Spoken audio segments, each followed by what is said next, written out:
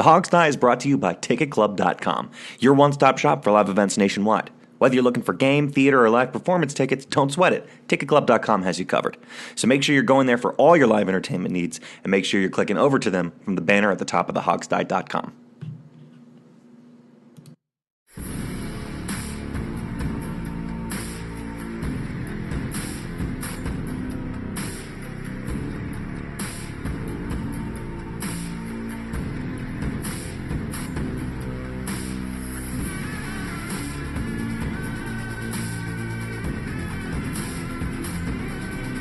By fans, for fans, the Hog Sty. And now, here's your host, Sean Conti. Welcome to the Hog Sty, DC's unofficial leading source for all things Redskins and the NFL, brought to you by TicketClub.com. Make sure you're going to Ticket Club. Grab your tickets for live events nationwide, including the Eagles game, which is coming up next. You don't want to be late on this, so go to Ticket Club. Make sure you're going there from the banner at the top of our page. But my name's Sean. I've got Steve Thomas and Alex East here with me tonight. We've got Eagle stuff to talk about and some news. How you guys doing? Well, you know what I did is the circus is actually here in town in Houston over the Christmas holiday, believe it or not. And I was going to go, but I decided I canceled my tickets because there's no point because I live the circus every day with the Redskins. So I'm not going to the circus. The other thing is, it's like we're plugging Ticket Club, and I hope they go to it, but it's not like, the tickets aren't available for dirt cheap from the Redskins. I'm sorry, I don't want to go against our interests here, but let's be real. When it's does a fair XFL point. Start? That's what I want to know at this point. It can't be any more of a mess than what we're going through. We've already been down this road. We are not doing the XFL podcast. We've tried this already. It's looking more and more attractive, Steve, to me. I don't know about We're you. going to have a team in D.C. I think you guys have one in Texas somewhere. I would root against the home team just out of my general sense of my contrarian nature. So, I'd probably do that. But it's almost like pro wrestling. It really is. In DC nowadays anyway. So, is X the XFL the Vince McMahon one? Yes, that's the Vince McMahon one. Very good. Maybe the Redskins need to join that league because maybe they could actually win a few games and it would certainly be appropriate. They'd still go 8-8. Yeah. No matter what. We'd still be fair to middling. It's the injuries, Steve. Yeah. We'd all be dead by week 3. All right, well, before we get into the meat and potatoes of the show, which we definitely have some news to talk about, and of course the Eagles, but how were your guys' Christmases? Come on, give me something here. Did you have a good Christmas holiday? Yeah, absolutely. Christmas is my favorite holiday. So Merry Christmas to everyone out there. Hopefully Santa Claus treated you right and treated your kids right, and you didn't get a lump of coal because that would be bad. But I'm not going to go Christmas. into it. Mine was bittersweet. You don't even Bittersweet. celebrate Christmas, Alex. No, I do, just not with my Jewish half of the family. True. So half of you is got a toe in the water. Right. Half of you is really happy. I will say this: we play. I won't get into the negative stuff, but we play this weird, fun game in my family. It's called Uncle Wilbur. It's basically 20 questions where you have to guess what the president is. You all sit in a circle and figure it out. And I crushed that game this year. It went like 5 laps around the circle, so that was great. Where does the Nice. name Uncle Wilbur come from? Okay, we had an Uncle Wilbur. He was my grandfather's great uncle. He worked in Buffalo Bill's Wild West Rodeo as a veterinarian. Well, that's awesome. He was a Coolest state thing I've ever heard. executioner for a while in New York, and he never opened a Christmas present. When he died, they found every gift he'd ever been given in his house. And so somebody took it upon themselves to figure out what all the gifts were, and that they started this game. And that was like in 1900. What in the... Good night, folks. Yeah, we'll see you later. I can't process that. I cannot process. Ever since my grandfather's great uncle, it was too much for me. It went over my head. He was an executioner, and he was this, and he never opened gifts. And He was an eccentric character. Good night, folks. That's the end of the show. He would have still been a better team owner than Dan Snyder. Maybe. Yeah, amen to that. Yeah, we need an executioner around here or something like that. No, we have one. All right, That's well, the problem. Yeah, you're right, clearly. All right, well, let's get into this because we had some major movements in terms of news this week. Probably 2 main things are on people's minds, but we talked before the show. Let's go chronological. The Swearinger news broke first this week. So the team has parted ways with The one and only DJ Swearinger, which I could have sworn was one of the few bright spots we had on this defense, but I guess I was wrong. Anybody want to walk us through the details of this story and also give us your take on it? Just to tell you real quick, I believe he was leading our little, our post-game game ball thing. The game ball? He was our defensive leader. So somebody needs to mail those to Phoenix. Yeah, right? Okay, well, what happened is that DJ ran his mouth one too many times. I mean, if you want to put it in simple form, this is not a case of DJ Swearinger one time happened to criticize a coach and they canned him. That's not really what this is. The truth of the matter is he's been warned repeatedly. He's been in Jay Gruden's office 3 separate times. If you go back in the Wayback Machine, you remember he's at various times criticized all of this in the locker room after games on live television. He's criticized his teammates. He's criticized the fans. He's criticized practice habits. He's criticized the coaches' game plans. Yeah. And now he's criticizing – yeah. And, I know there's a huge group of – it's like split 50 – I didn't read all the comments. We got a million Twitter comments about this, and I didn't read them all. But I know there's a big split in there. Some of you support him quite vociferously and say, hey, the guy, is just telling the truth. Others of you, put me into this category. Know that you can't just mouth off about your boss on live television and expect bad things not to happen, because if you do, you're a moron and you should know better, or you truly cannot control yourself, in which case I want you gone also. So that's kind of the two sides. But my view of it is this dude has been warned repeatedly. I was sick and tired of him before he got cut, quite honestly. So yeah, I was just tired of his mouth. I'm glad to see his mouth go. I mean, his play on the field and his mouth are two very different things. On the field, loved seeing him at safety. I think he had a couple down weeks here and there, but overall, probably one of the better safeties we've had for a while. I think we go so far to me and say he was the best safety we've had since Sean Taylor. Yeah, not as good as Sean Taylor, but no, not in that category. Yes. Yeah, but we had a string of just absolute Gorics since Sean Taylor, and he's the best of the bunch. Right. It's Sean Reed Taylor, Dowdy. then Reed Dowdy, and then DJ Swearinger. Yeah, Reed Dowdy. Yes. He was the unsung hero of this team. Shout out to Reed Dowdy. He was on the team for a long time, wasn't he? He made a career out of being a career backup and a career safety guy. Yeah, he did. Okay, well, anyway, but tell me that's this. My thing is, if he had kept quiet, he'd still be here. That's obvious. Now, Jay Gruden got up in the news and said it was not about his open criticism of the team, did he not? So is this just coach speak? Is he just smoothing things over, or do you think it was really something else to add to? He did say that. We said you got to keep it in house, and we told him this repeatedly, and that's why he's gone. Okay. Yeah, that is what he said, and I can read you the full quote about it if you want. Yeah, let's hear it. Might as well. Okay. The question was, on why he decided to move on from DJ Swearinger and what the discussions were like. He said, well, the discussions were private. I had multiple discussions with him in previous instances. At the end of the day, I thought it was best. I thought as an organization it was best for us to part ways. Obviously, wasn't happy, et cetera, et cetera. Well, he's already been claimed. So this is not nearly it. I'm going to try to summarize, edit this as we go here. He said, I think if you read the articles, those weren't constructive. Having a suggestion whether to play zone or man is a suggestion, and that's fine in-house. With a microphone in your mouth, it's not productive for anybody. So there's that, and it goes on. But I think the thrust of what Jay is saying is, what's important is I had multiple discussions with him in previous instances, number one. Number two, you can make a suggestion about zone or man, but when you're babbling on in front of a TV camera, it's just not good. And I'm sorry, but those of you out there who are supporting him, I'm not sure that you're thinking about this clearly. I mean, if you're DJ Swearinger, fine, amen to you, more power to you, but nobody is going to get away with this type of stuff that DJ The did. only argument I can really see for him still being here would be, well, why wouldn't you at least try and keep him till the end of the season and trade him?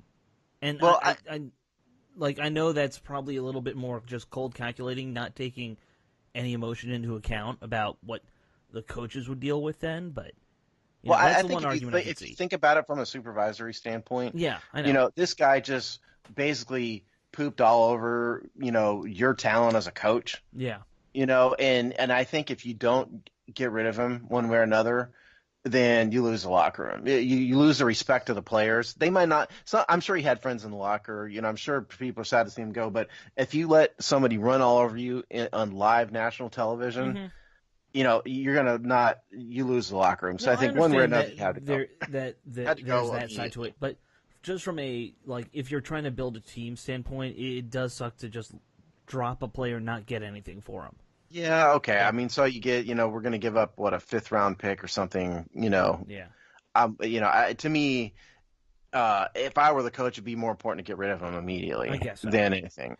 Now, what's interesting to me, though, is the fact that this was done tells me that Jay Gruden is staying. Tells me Manusky's probably staying, too. Maybe so, yeah. I don't think the front office, at a minimum, would let this happen, would cut the guy if they knew Jay was going to be cut or fired 5 days from now, know? I think you're probably right. Fair enough. Now, he had 1 or 2 years left in the contract. He had 2 years left on the contract. Well, he had 1 this year and then one year in 2019. Right. So the contractual situation was his cap hit was $4.3 million this year. He had a dead cap hit of $5.6 million this year. And so what's going to happen is the Redskins have a dead cap hit right now of $4.3 million, and then they're going to have a dead cap hit next year of $1.3 million rather.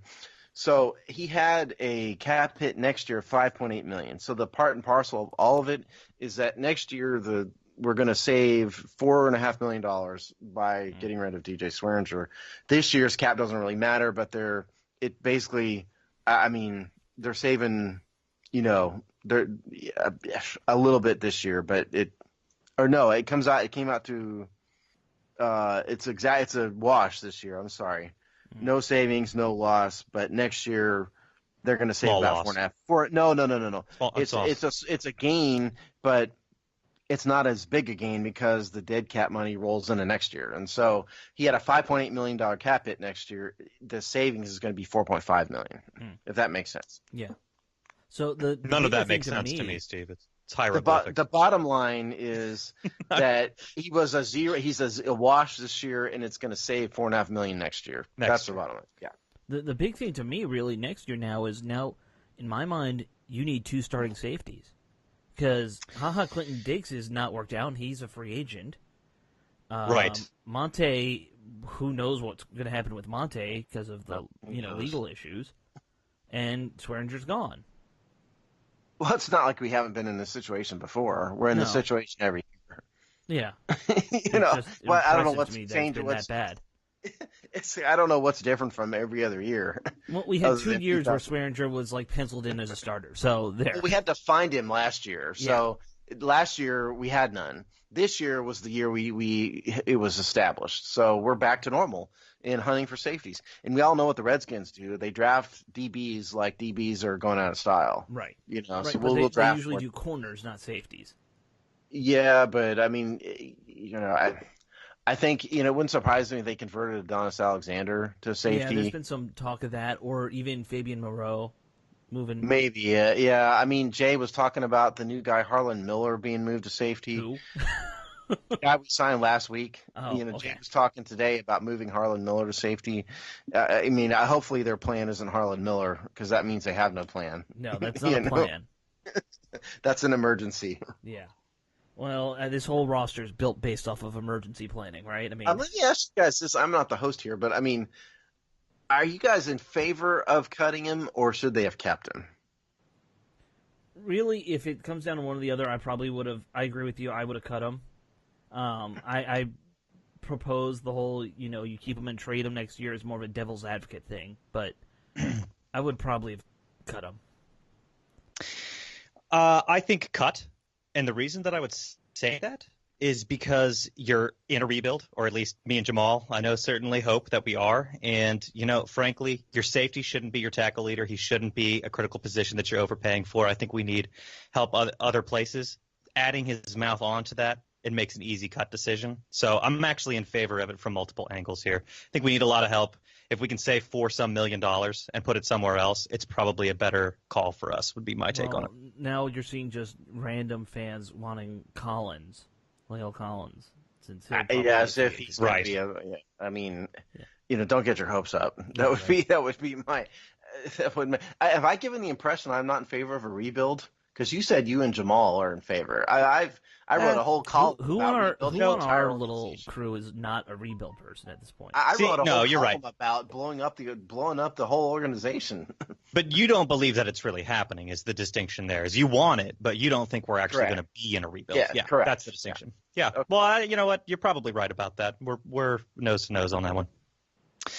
All right. Well, DJ Swearinger is one thing. What was the other piece of news we had? Another shakeup here in the front office, yes?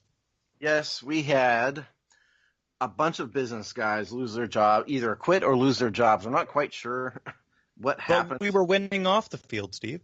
Well, anymore, not anymore. Okay, if we go back again about 225 days or so, which is about 7.5 months, right. You will find that the Redskins hired a guy named Brian LaFemina to be its chief operating officer and president of business operations. He Some came excitement about that. Yeah, he came from the NFL headquarters, and he'd been around, and he'd done some work in facilities and stadiums and stuff. Right. He was one of those right-hand men of the NFL or commissioner. Yeah, I mean, he was well respected. Yeah. And LaFemina brought in a guy named Steven Ziff, who was the chief marketing officer. He brought in somebody named Todd Klein, who I've never heard of, who was the chief commercial officer.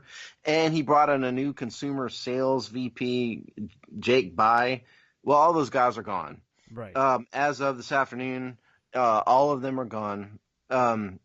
What is unclear is whether these individuals were fired or they quit. We did hear the Washington Post claims Jake Bai, the VP for sales, resigned. But other than that, we don't know. But what I want everybody, I didn't mean to interrupt you, but I want everybody to understand here is that there's two sides to every football team franchise. Okay. There's the business side, which is what I was working on. And then there's the football side. And the two don't mix and match very well. They're doing completely separate things. Brian LaFemina has absolutely nothing whatsoever to do with anything to do with on the field or football or anything. He's doing marketing and business and stuff. Right. That is what Dan Snyder replaced. So I have a whole bunch of thoughts, but go ahead, Alex. All right, so let me just shed some other things I've read online from reporters and stuff who've been digging into this. The big rumor for why this happened came from Tom Lavero, who said that after we signed Reuben Foster, Brian LaFemina went to the other leadership and said this was a huge mistake. And presented him with evidence that they've pissed off a bunch of season ticket holders and corporate season ticket holders. Corporate sponsor types, and that was basically the straw that made them say, "No, you're gone." So basically, he came in and said, signing a rapist was a bad idea. Or not a rapist. Not a rapist, yeah. Let's get it right. Let's get it right. Gosh. A guy who a domestic abuser. Yeah. Signing a domestic abuser was a bad idea. and for that, I apologize to anyone. For slandering the good name of Reuben Foster by calling him a rapist. I'm sure it's only one step from that. I mean, come on, let's be real. Okay, the thing to me is this. I think this is the most important thing. Did Brian LaFemina get fired or did he quit? Because if he got fired, that means Bruce Allen got an absolute stranglehold on his job. Right. Because, by the way, Bruce is responsible for this entire mess. Bruce is the guy who's responsible for Reuben Foster. I'm just talking about just this year, not all the other disasters that have happened. Just this year's mess. Okay. Bruce is ultimately responsible for the cheerleader mess and the team's ham-handed amateurish response about it. He's responsible for the signing or for the waiver claim of Reuben Foster. He's responsible for all this. He's the team president. Mm-hmm. And so if LaFemina is the fall guy for, by the way, telling the truth, for all you DJ Swearinger told the truth guys, LaFemina was actually far more truthful. Right. He did what he was supposed to. He's talking. He's the business guy. He's talking to corporate sponsors and corporate season ticket holders, and they said, "What the hell are you doing signing this domestic abuser?" Right. And so he takes it to his bosses, and they fire him. And so that means if that's what happens, that means that Bruce Allen is never going to lose his job ever, and he's going to die with his boots on, with his burgundy and gold boots on. That's what I think it means. Do you think he actually has burgundy and gold boots? I could see him in burgundy and Oh, gold yeah. boots. Like Oh, yeah, highs, man. Not Oh, cowboy yeah. boots, chick boots. Definitely. I could see him wearing those with a burgundy and gold Speedo at the same time and nothing else. You know what I mean? I could totally see that. Somebody get a Photoshop on that. Yeah. Somebody send us if somebody can tell you what, if you can get us a photoshopped image of Bruce Allen in a Speedo and knee-high boots, I will send you a T-shirt. There you There go. you go. First one, not everyone, just the first one. Just the first Yeah. one, and that's your Christmas gift. That's Steve's Yeah. Christmas gift for the year. Yep. We have the weirdest T-shirt giveaways, guys. I don't think anyone does it as weird as we do. All right, well, let me ask you this about the whole mess, because I'm forgetting all my front office snafus. They all blend together. But what happened with season ticket holders at the beginning of the season? Wasn't there some drama in terms of upping the price or not offering them? Right, what so was it? Brian Lafemina came in and said the season ticket waiting list was a lie. We're going to stop Okay. pretending about that it's a thing. Okay. And they started getting creative on ways to try and sell season tickets. Partial game plans, things like that. That Okay. also, some people are saying probably upset Snyder. That's Because kinda he where I was sees going these with this. empty stadiums now, and the stadiums are empty before, but he could lie to himself and say, well, we're selling out. I would Well, like we're to take selling this opportunity to explain to the public, the listening public, how a football team works. The success or failure of the team on the field is not that important compared to the team's profit and loss statement. Right. Okay? Particularly if you think about this and extrapolate a little bit, Dan Snyder kind of lost all his other businesses. Mhm. He got thrown out of Six Flags. Yep. Johnny Rockets he had to sell because it was failing. He didn't have his telemarketing company anymore.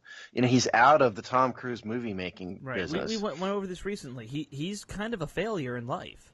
He's just No, a billionaire who became a failure. I wouldn't argue he's a failure in life. My point here is that it looks like this is his primary business and primary source of income. Okay, and if that's the case, yes, he's a lifelong fan and all that. But the fact of the matter is, profit and loss is the most important thing. It is a business, and so Lafemina didn't help anything. What Lafemina actually did, now, he what actually did as far as hurt the ticket sales. Right. Now, it was going to take a few years, and Dan was being ridiculous, or Bruce, or whoever it was, being petty and ridiculous by firing him so fast.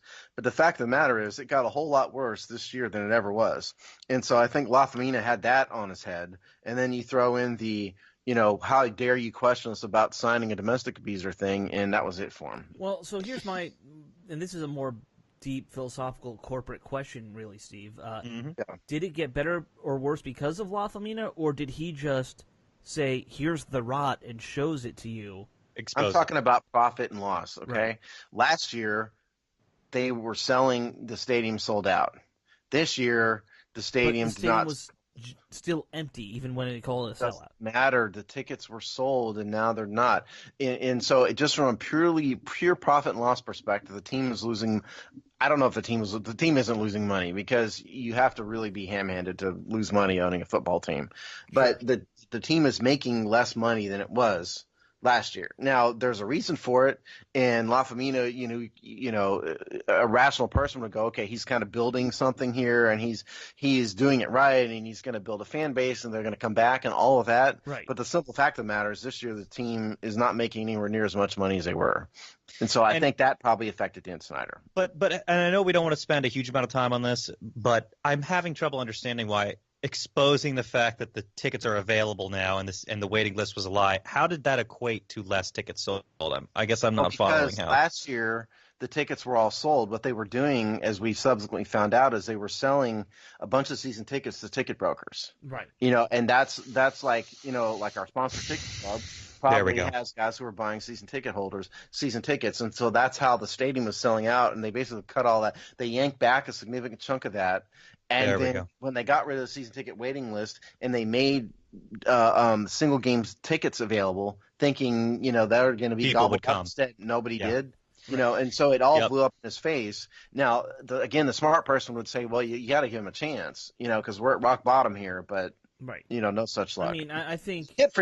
Never underestimate how petty Dan Snyder and Bruce Allen are. Yeah. Oh, yeah. I think any reasonable person would say you need, like, the plan that Lafamina had is a 3 to 5 year plan. I don't know about the time, but more than Something multi. like that. It's not, it'll fix it in one season. It's, we have to find all the problems and fix them, and that'll take years. That's I've always reasonable said this. expectation. I think Rick Snyder on It's Just Business basically said it right. It's that I don't think you need fancy stadiums. I don't think you need Alex Zeese-approved weirdo beers. I don't think you need fancy anything. I think if the team was winning, people will come. It's like the San Diego Chargers are playing in a freaking soccer stadium, okay? And they've won the heart of L.A. because you know what? They're good. This year they're good. And so I think if you could, all the rest of the stuff could be forgiven. Even Reuben Foster would have maybe gone under the rug a little bit if it wasn't the Redskins, who have been bad forever, and so it's like you compound horrible on the field for 20 years. Where I think you're mistaken. Disaster off the field. field. The Reuben Foster thing is a symptomatic reason for why they can't win. I understand, but like if Bill Belichick had signed Reuben Foster, he would have made a big deal. He would have said nothing about it. He would have said, "Yeah, we signed him, and hopefully he'll help the football team," and that would have been it. And everybody would have said, "Oh, the Patriots are the one team that can rehab this guy." Instead, it's the Redskins, right. So it's like boom, and it's well deserved. I criticized it too, but I just think if you can hire all the Brian Lafaminas you want. But the fact of the matter is, people aren't going to come until this team starts winning. That's the fact. You can they can play in the parking lot of the Fair Oaks Mall, and you will get 60,000 people there if they are winning. Yeah, I don't think you're wrong. Although at the same time, Steve, that kind of contradicts in a way your statement that the business side and the play side aren't related. I mean, and if the play I'm is saying the business. But I'm saying from a practical reality standpoint, if you're in the building.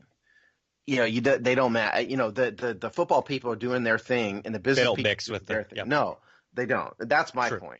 Yeah, sure, everybody wants to win. There's no doubt. But what's more important than winning is the profit and loss statement. When you have an owner, particularly this is his primary business. This isn't Paul Allen, who's just goofing off in Seattle, who's got multi-billion dollars in Microsoft. This is a dude whose primary business is the Redskins. Yeah. Fair point. All right. Anything else on front office stuff before we move on? I mean, this is a. So are we reverting back? Leaves, real quick, we read the tea leaves about DJ, and that means that Jay and probably Greg Minuski are back. Do you read the tea leaves here to even say Bruce is back?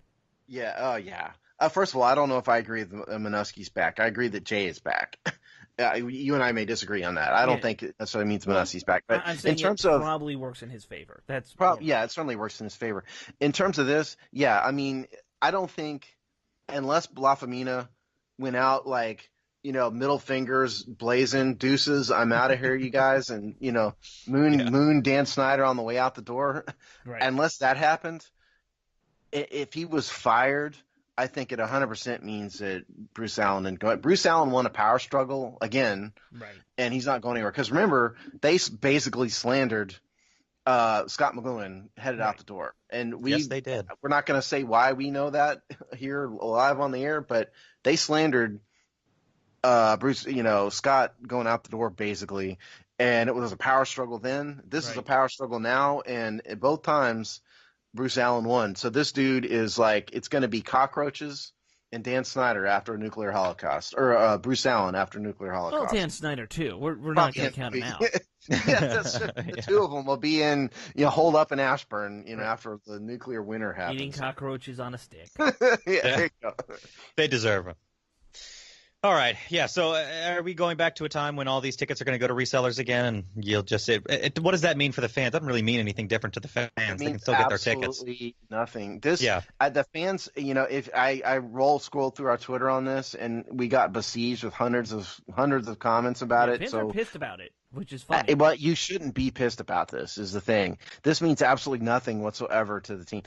People don't understand how football teams work. Brian Lafamina has nothing to do with anything.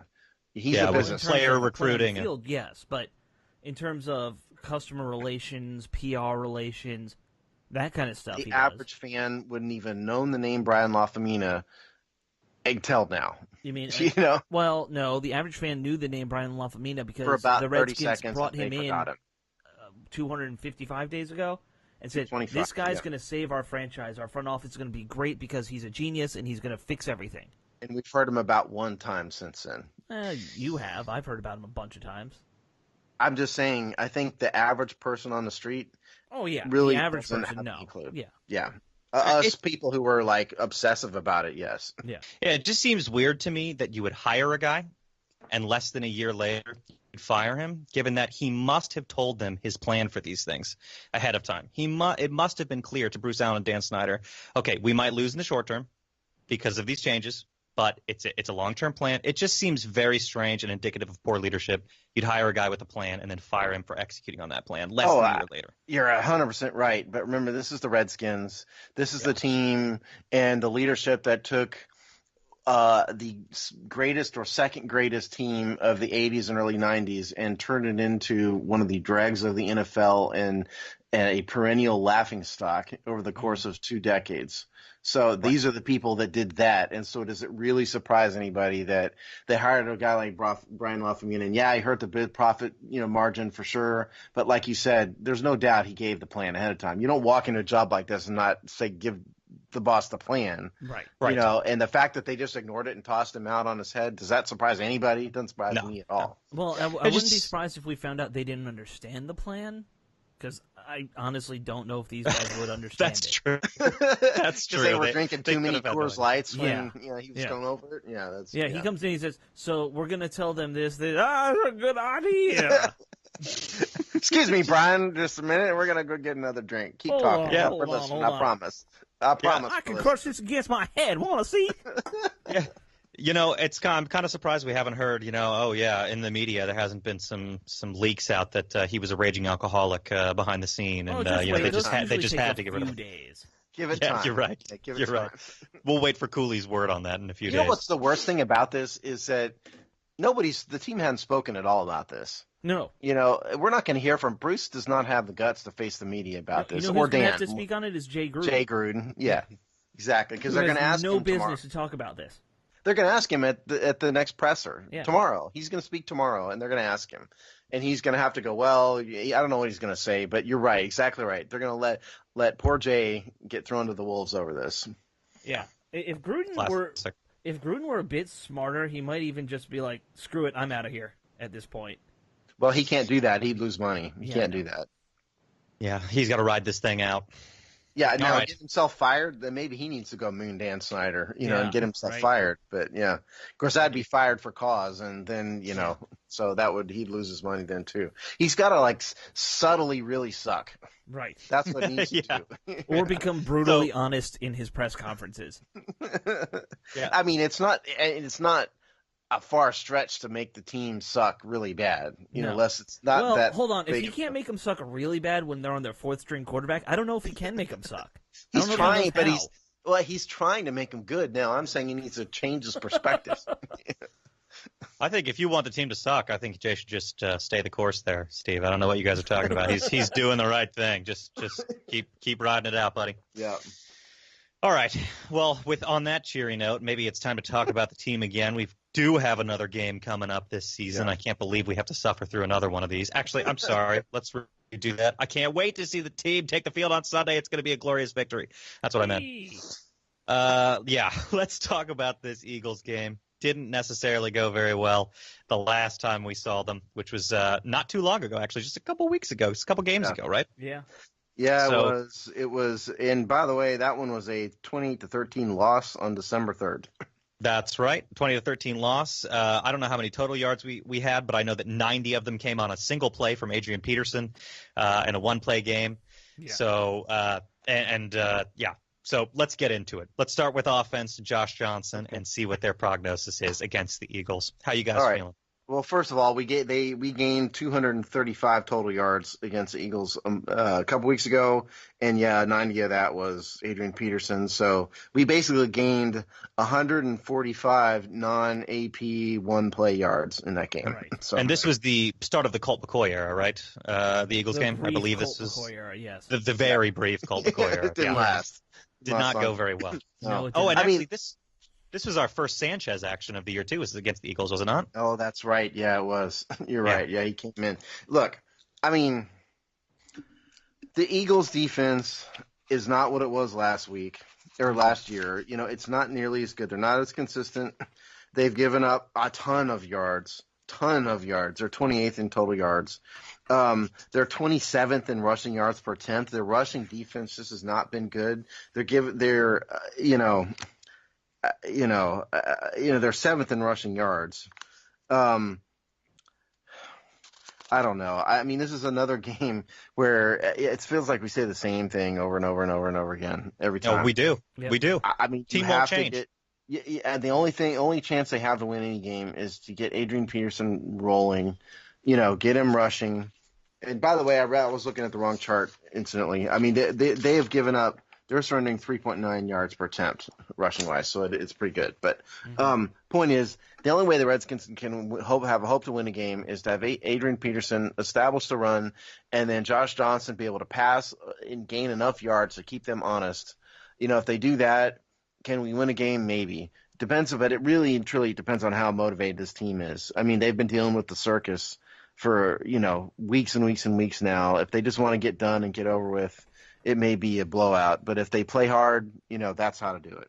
And let's also keep in mind that this is probably a game where don't be surprised if they even start holding guys out, because why risk Trent Williams getting hurt? Why risk?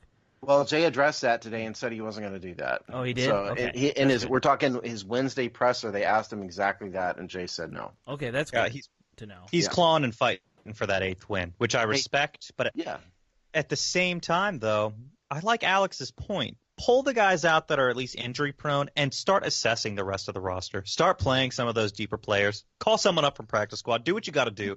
Use it as a tryout. There's no better tryout for a guy that you're not sure about than game time experience, and this is the perfect time to do it. Lost season, last game.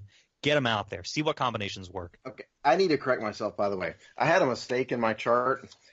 The Eagles are 27th in rushing yards per attempt defense. I said it was 3.9. I forgot to change it from last week, kids. They're giving up 4.8 yards per attempt. Oh, so that's which it makes. I was sitting here questioning why I was saying ranked 27th at 3 point. That made no sense. So it's 4.8 yards per attempt, which means everybody can run on them, and they're 27th. Okay. So that makes sense. Which is going to be nice to have a more mobile quarterback who can exploit that weakness. I just have to keep coming back to the fact that we could not get the ball going with Adrian Peterson last time we saw them. We couldn't do it. The only thing that saved him was that insane and miraculous play. He averaged 1 yard a carry the rest of the game. I'm not saying it's going to work. I'm saying this is the only hope we have. Right. Okay? Yeah. That's what I'm saying. Absolutely. And I mean, to refresh people's memory, this was a brutal game of punt, interception, punt. I mean, we didn't get any offense going in this game. So the real question is, can Josh Johnson sustain some drives? Are his legs enough to exploit that poor rushing defense and keep some drives alive? If we can keep the ball in our possession, there's a chance. It was 20-13, you said, Steve? 28-13. 28-13, yeah. So, I mean, it's a tall order. But, with some more sustained drives, I guess that's a touchdown and 2 field goals that we got last time. We could do better. I'll say this. I think Josh Johnson probably cares more than anybody else on the team. Oh, Because to him, this is his shot. This is his opportunity. I mean, he said in today's presser that he was at Redskins Park for Christmas Day. And his quote was, "I saw my family all year. They're fine." And he was here watching film, and I get it. I mean, he was home with no job, for an entire year. I understand. So I think to Josh, I think this represents what he thinks might be his last chance. Mm-hmm. And so he's going to care, he's going to do everything he can, and if the team seems to want to follow him for leadership is kind of intrinsic, Sure. And this dude seems to have kind of the intrinsic it factor, and so the team kind of wants to follow him. So if the hope would be that his attitude kind of pervades throughout the team, and maybe the players can rally and go, "Look, guys, it's chaos. It's nonsense going on all the time, but we need to go out strong and, play well." And, that's what Josh is going to be saying, and hopefully they can do it. If they can do that, there's nothing to say we're going to score 28 points, because we're not. We haven't done that all year.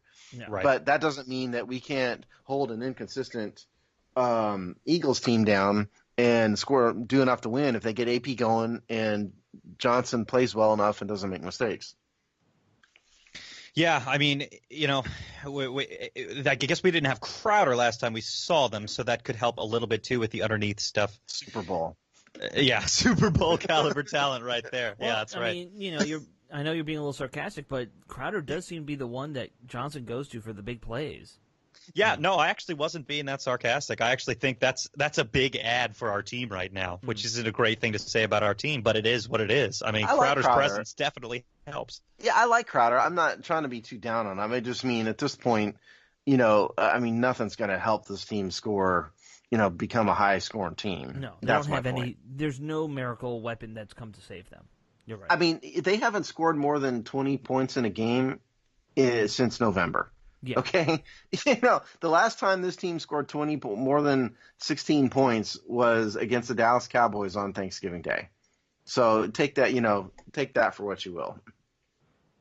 Yeah, it's a fair point. Depressing stat. Because listen to this. I mean, Tennessee Titans 16 points, Jaguars 16 points, Giants 16 points, Philadelphia Eagles 13. The high water mark for the entire and so the Dallas Cowboys 23 points. The high water mark for the year was the Packers 31 points. That was the Aaron Rodgers on one leg game. Right.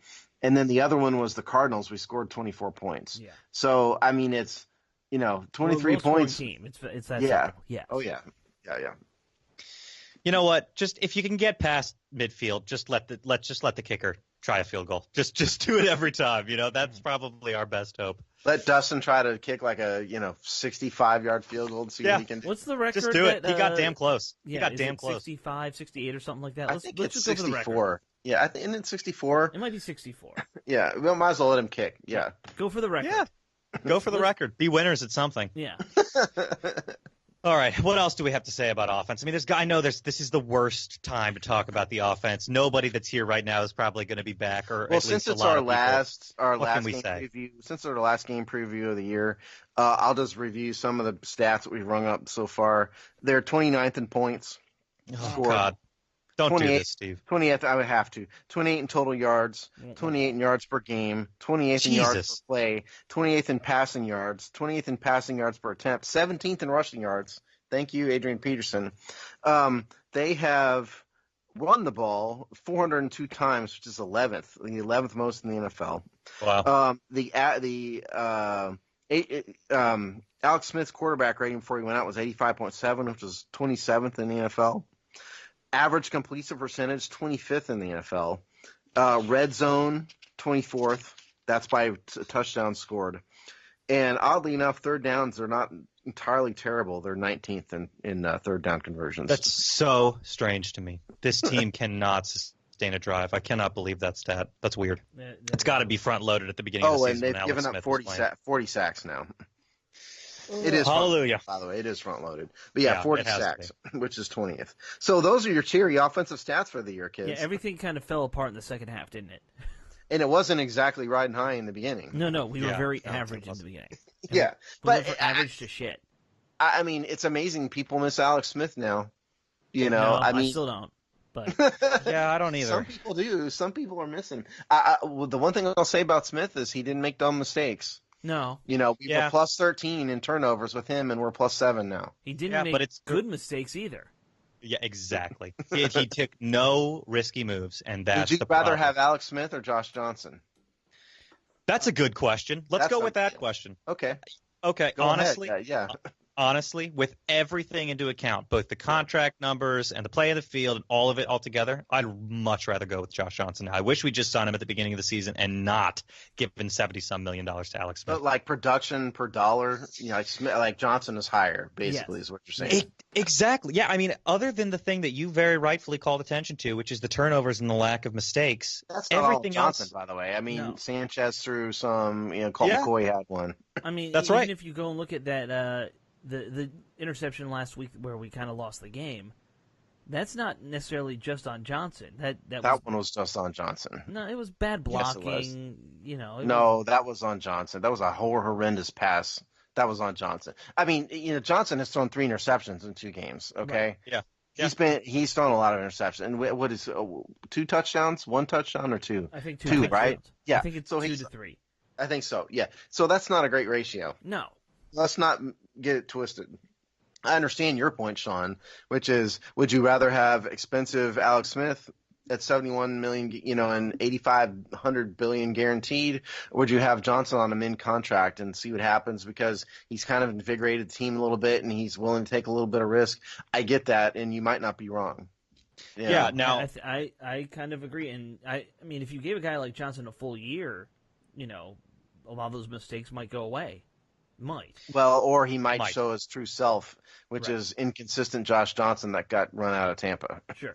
Yeah, I mean, let's be honest. If it got to the half point of the season and it was probably going to be a similar win-loss ratio to, actually, it might have even been worse than it was under Alex Smith. Who knows? We'd be complaining and we'd be saying, why didn't we just sign Alex Smith? He was available, So if at the beginning of the year, if the Redskins had trotted Josh Johnson out, we would have just brutalized them on this show. Oh, absolutely. What are we doing signing Josh Johnson when Alex Smith was available? That is what we'd be saying right now. This is purely a hindsight, conversation that we're having now. So absolutely, but I get what's your point. If you go purely advanced nerd stat and go production, if you could measure production per dollar, knowing what we know now, Johnson would be the better here's what we're going to do. Yeah, we're going to take everyone's QBR and divide it by their, salary. And we'll see who gets what. I wonder what that would come out to. That's an interesting thought, actually. Actually, that is an interesting thought. Alex, I think you stumbled into some genius right there, actually. That's awesome. Yeah, all right, well, homework for Steve then. Because it's always me that does stuff like that. Yeah, I'm not going to do it. That's for damn sure. All right, well, let's anything else on offense before we flip to the other side of the ball? Let's do it. This one. Yeah. Do we even have to talk about the other side of the ball? I do want to talk about this. Right. We'll do it briefly. So we're still seeing Foles, yes? Yes. Yeah, we're seeing Nick This Foles. is our third week in a row where we're going to play a backup quarterback, or fourth week? Ooh, good question. At least three, right? Yeah. Well, let's see here. Yeah, definitely had one last week against the Jags. No, Eli. We had Eli. Yeah, we had. So 3 weeks in a row. Yeah, where we're going to end up facing a backup quarterback. Nick Foles. He's a pretty damn good backup. He's a Super Bowl winning. Crazy, nutsy, cuckoo last week. Threw for a team record. What he does. 462 yards, against the Houston Texans. 270 yards against the Rams. I mean, there's rumors out of Philly, or chatter out of Philly, that maybe they should keep Foles instead of Carson Wentz. It's not the craziest idea at this point. No. I mean, Kean Fahey, who doesn't like us anymore, would tell you that Foles sucks and he's terrible. But the fact of the matter is Carson Wentz gets hurt all the time, and Foles has won a Super Bowl. Yep. That's right. And that means so much. I think that's such an unfair statement. If he threw against the 460 yards against the Houston Texans, what is he going to do against the Redskins? Does anybody stop and wondered that? Is it going to be 600 the Redskins yards? Who have really no safeties and one average cornerback at this point? Who have the slowest linebackers ever. Right. They got rid of their one good safety, so that's gone. They have an overpaid corner and some defensive linemen and a guy that Alex Smith is having, an inappropriate relationship with in the middle of the line. How many yards Smith is having that relationship with him? Did I say Alex Smith? I said Alex Smith. Yeah. I thought I said Zeke. He's going to throw for 600 yards against us, okay? Yeah. There's no doubt. Whatever the NFL record is, he could hit that. Exactly. Yeah. I'd like to compare. You guys want to hear another comparison? Sure. Let's do it.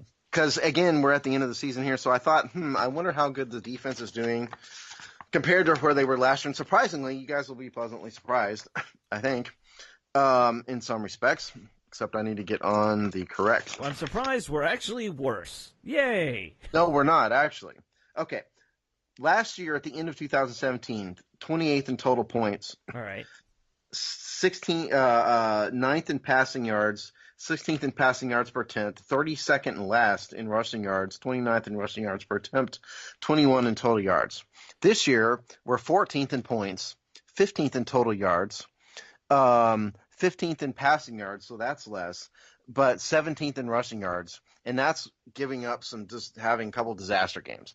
Given how much we lost in the secondary between the 2 years, I'm actually surprised it was only 15. We only dropped to 15th in passing yards. Yeah, we've moved up 14 spots in total points surrendered. Right, we've that's moved the big up, one to me. Of course. Yeah, of course it is. And we moved up 6 spots in total yards. We've moved up from the worst team in the NFL to solidly middle of the pack in rushing yards. So as bad as this season has been, and I think, Sean, you've been preaching this all year, the defense has actually gotten better as a whole, at least from a statistical perspective. They're not good, but they're finally in that average range. For now. Yeah, give it time. Yeah. Yeah, to put even more context on that, it seems like, especially in the last Eagles game that we had against them, look, guys are there to make the tackles. They're not quite to the point that they're actually stopping the pass or they're actually stopping the runs, but at least they're in the right area. Yeah, they can't quite make the tackle yet. Yeah, that's but right. At least they're there. They're there in the right area, which is a huge improvement. You guys remember when we started doing this show, it was guys like Kobe Fleener were just like streaking down the field on us through the middle of the field, scoring touchdowns. We had no idea how to cover a tight end, for example. We were terrible. We have definitely trended up in that regard. Now we're just still bad have at tackling. covering tight ends. Not terrible. Exactly. We're not now the worst. The number one tight end in football coming to us in Zach Ertz, who has – are you guys ready for this? These numbers – I don't know if you guys realize how absurd Zach Ertz's numbers are this year. No, they're crazy. 152 targets. Now, he's a tight end, mind you. He's had 152 targets, fifth in the NFL, 113 receptions, second in the NFL, 1,148 yards, 8 touchdowns. This dude is having an unbelievable season, and if you don't think that they're not going to exploit the Zach Ertz versus Mason Foster and Zach Brown battle, you don't know what you guys are smoking. To be fair, I'm kind of wondering if one of those guys might be benched for something or other. Put Halsey on him or somebody. I don't know. Halsey, look, you keep preaching the Halsey thing. I looked him up. Halsey's had no production all year. Okay, zero. I know. So I mean, I get what you're saying, but the facts don't back up the idea that Halsey has made a huge difference because he's done absolutely nothing. Or Josh Harvey Clemens. None of these guys have really. Harvey Clemens is the guy you've been preaching all year. I didn't mean Halsey. I meant Harvey Clemens has done absolutely nothing, basically. Yeah, and we saw it in the last time we faced them in terms of Ertz. There was a lot of force-fed yards to tight ends in that game. They were pretty short and underneath most of the time. You didn't see long balls to tight ends like we saw a couple years ago. But still, I think, and in fact, we kept the game close until the fourth quarter last time we played them, guys. They scored 14. They scored 14 points in that fourth quarter, and I think Zach Ertz was a major part of that. So that's a good thing to call out. You got to cover those tight ends and the underneath stuff. It's not like they're taking ridiculous shots downfield. Yeah, and people need to understand that this is a passing team, okay? This is not a rushing team. Yes, Josh Adams is not a half-bad back. He had his high water mark was against the Redskins. Mm-hmm. He had 85 yards against the Redskins, which I think was his best game of the season. He had one earlier. I think he had 100 yards, but essentially the Redskins were his high water mark. But this is a team that's 28th in rushing yards. In terms of rushing attempts, 22nd. Rushing attempts, 7th in passing attempts, okay? This is a passing team. They're going to win, succeed, or fail on Nick Foles' arm. He's going to go to Ertz repeatedly over and over and over and over and over again, and that's how the Eagles win. And if it's not Ertz, they have a couple other guys who are decent. Nelson Aguilar, he's had 91 targets, 59 receptions. Golden Tate has made us look bad at times. Alshon Jeffrey has made us look bad at times. Even the other tight end, Dallas Goedert, has had his moments this year. So it's a very dangerous passing team, and the Redskins just cut their safety. So in other words, what you're saying is we really need big games out of the two worst positions on this team, which would be linebacker and secondary defensive players. Right. We need huge games from we need our most unathletic player in Mason Foster to be athletic enough to cover the best tight end in football. Done. Have fun. Yeah. Okay, I'm feeling good. You guys want to venture some predictions for this one? Oh, we can't not predict. I mean, we have to. Yeah. Let's do it. All right, I'll lead us off since I led us down this dark hole to predictions. Here's where I'm thinking with this one, guys. Taking a macro look. See, that's a totally legitimate prediction, but I'm going to go a little more positive. Here's the deal. Like we said, they scored 14 points, and that was it really until that fourth quarter and when things completely fell apart. That was bad, and I think that was still partially an aberration. We can clean that up. So I don't think 28 points or more is what's going to happen. I think probably 23 points from Philly. And even though I was starting positive, I've got to be clear here. The Redskins are definitely going to lose. So let's call it 23-17, which I know is actually asking quite a bit out of the Redskins offense. Yeah, that is. 17 points is big time for us. It is big. That's the big leagues. But I think this team has a little bit of fight left in it and enough to just not get totally embarrassed in the last game. So I'm going to say 23-17 Eagles. All right. Alex. I'll go next. By the way, if the Redskins lose this, I win the Pick'em championship. That we I need to buy you a trophy. I still apparently haven't bought the trophy. So. Yeah, if I I'm lose, raising it's the roof. 65. You got to buy him a trophy. And I got to buy him. Oh, really? Because if you win it, you might just have to assume a trophy. All right. I'm just telling you right now. I'll build my own trophy out of wood. I don't mind buying a legitimate winner a trophy, but I'm not shipping Alex Zeese a trophy. Fair I'm enough. Just telling you right now. Fair enough. Okay, so if and I think the Redskins are going to lose this one. It'll probably be something like, I don't know, 28-7, not close. I actually also think that the fan attendance will be similar, about 28,000 Eagles fans and maybe 8,000 Redskins fans. Yeah, totally. Maybe 8 Redskin fans. Yeah. Yeah, I don't know what those 8 freaks are thinking. Don't go to these games. I really want to believe in Johnson because I like the guy. He's just a likable guy. Yeah. And I want things to kind of work out for him. And he's brought an uncommon sense of maturity to this team. Right. And it really could have gone off the rails fast. And unbelievably, we found a quarterback who's way better than a 4-string dude sitting on his couch in Oakland, which has a right to be. And so I'm going to believe in him. I don't believe him enough to say the Redskins are going to win the game, but I do believe in him enough to say they're going to be competitive in this. I just think that, Nick Foles and Zach Ertz is just way too much for us. So, I don't think we're going to score a ton of points either. I just can't believe we're going to have a 4th game in a row with 16 points. So I'm going to say, I'm going to give us a little bit of hope and say 2017 Eagles. Wow, close game. All right. All right. I think they're going to try. They're going to go out with a solid effort because of Johnson. That's what I'm saying. And Johnson wants to get that contract. And so I think he's going to be playing for his contract for next year, whether he or someone else. So he's going to give him max effort. And Adrian Peterson is a lunatic. And so he's going to be giving his max effort. And between the two of them, they ought to at least be able to do something against an inconsistent and at times weak Eagles defense. All right. There you go. Okay, well, we'll drop it off there. You heard it here first, folks. Those are our predictions. We got the Eagles game coming up on the 30th. That's Sunday. It's a 4:30 game, right? Eastern time? Yes. It's the afternoon game. All right. So we will obviously be back with you after that. We want to break it all down. Until then, hopefully you guys had great holidays. Have a great week, and we'll see you next time right here on the Hog Sty. Take care. Hey,